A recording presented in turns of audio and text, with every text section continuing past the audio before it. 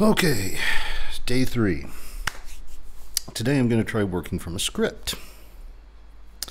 It turns out to be a lot harder than speaking off the cuff. Maybe I need to figure out a way to print out my scripts or something. If I'm reading it off the screen, I start looking like this, and I'm not really making eye contact. So let's give it one more try. All right. So what's my topic today? Right there.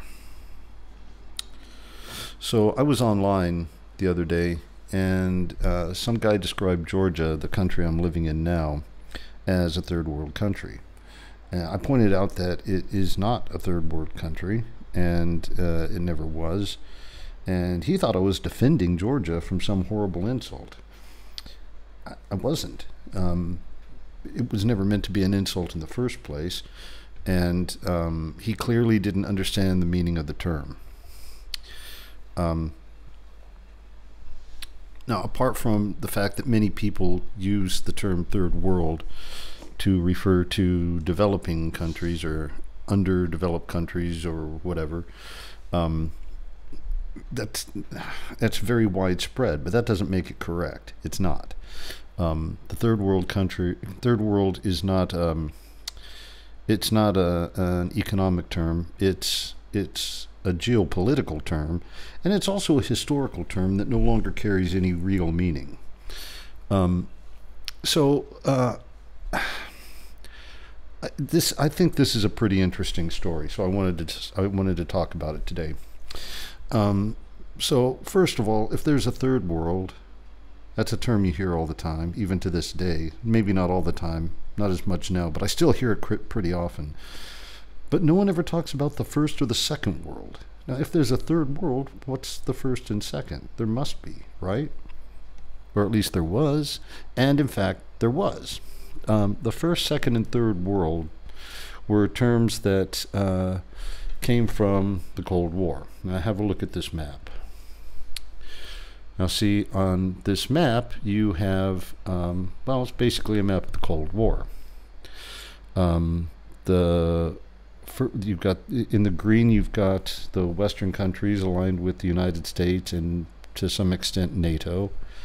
And in red, you've got the countries aligned with the Soviet Union, in the case of Europe, and Mao's China in Asia. So, specifically, what are we talking about? All right, so, again, these terms come from the Cold War, and for those of you who aren't old enough to remember and maybe don't know it historically, the Cold War was a period from post-World War II, starting around 1947, 1948, and lasting until pretty much Christmas Day of 1991. It started with the Marshall Plan. That was a plan for the United States to give money to European countries to help them rebuild, on the one condition that they promise not to align with the Soviet Union and become a communist country. I'm giving you the bare bones right now. And as a response to that, the Soviet Union came up with the Marshall Plan to keep their allies, the countries aligned with them, from going over to the Western side and getting some of that Marshall Plan money. That's the beginning of the Cold War, and the end is when the Soviet Union collapsed in 1991, and that's the end of those terms as far as being current. From that point on, they became historical terms. Now, so let's do a quick explanation of terms. The first world. First of all, the terms were originally coined by this guy named Alfred Salvi, a French demographer. I probably pronounced his name wrong. Sorry, I don't speak French. But he coined these terms in an article in 1952, although other sources have cited Charles de Gaulle, but I think he may have just been quoting Salvi. But anyway, so definitions. The first world refers to the developed capitalist industrial countries aligned with NATO and the U.S. The bloc of countries after World War II, we're talking about North America, Western Europe, Japan, South Korea, eventually, Australia, New Zealand, and some South African countries, and a lot of countries that were or soon became part of the Commonwealth that were aligned with Britain. Okay, and that's the first world. The second world refers to the countries aligned with the Soviet Union. We're talking Poland, Czechoslovakia, East Germany, Yugoslavia in my memory, although I also remember Yugoslavia not, their leader Tito not really getting along very well with the Soviet Union. Tito was a little too communist for the Soviet Union, evidently. But those countries, and of course all the Soviet republics. We thought at that time it was the Soviet Union, one big country, but with all the Soviet republics that are now independent countries, such as Georgia.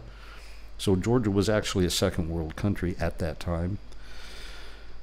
And also the countries, the Asian countries aligned with China, Mao's China, that be Laos, Cambodia, Vietnam, of course, those countries.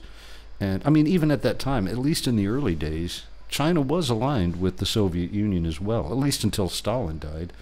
And then there was a Sino-Soviet split and all that. But the Americans didn't care about that. As far as the terms were concerned, First World were on the U.S. NATO side, Second World were on the Communist, Soviet, Chinese side, and the Third World was everyone else. Now, let's look at that map again. You might notice that there are some countries in Europe that are neither green nor red. They're a slightly different shade of yellow, but those are third world countries. Switzerland, Finland, Austria, those were third world countries. Now, that may seem strange to you because you're thinking of it as in economic development terms, but that's not what the thing meant. It just meant those countries were not aligned with either side. They were neutral, or just not non-aligned. And the Cold War wasn't very well named. There were a lot of hot points during the Cold War, but they were fought over those countries, those yellow countries where both sides were trying to get them to align with their side. Vietnam War. Communists won that war, and it turned red. So there was a lot of that going on. So there was a lot of death and killing during the Cold War, just not directly between the U.S., Europe, NATO against the Soviet countries. That obviously would have been a bad call. So that's why it's called the Cold War. Anyway, this isn't a Cold War discussion, but there's one more term that I came across doing research for this video. It's one I don't remember ever hearing. It was called the Fourth World, and this was coined by an American Indian chief of the. Hang on, let me find it. Of the what tribe? The Shaswap tribe. His name was George Manuel, and he wrote a book called Indian Nation, in which he coined the term Fourth World, referring to indigenous people, largely in later colonized areas, like the North and South American Indians, the Australian Aboriginals, the Maori of New Zealand, maybe, and those people those nations that don't have their own countries as the UN defines countries with borders and all. So they exist also, and that's actually a good point. But again, I don't remember ever hearing that term until today or yesterday doing this research. But I thought it was interesting, so I thought I'd bring that out. But there is no first, second, or third world anymore. The fourth one is the only one that still exists, and even that term's outdated because it's only in reference to the first, second, and third worlds. So They're historical words, man. They don't exist. If you want to insult a country, say it's a poor country. Say it's underdeveloped. Say it's undeveloped or whatever. But it's third world is not an economic expression, and you just sound ignorant when you use it like that. So don't. Okay, I need to go to bed. So here's the title card once more, and you guys have a good night, and I will see you tomorrow. Bye-bye.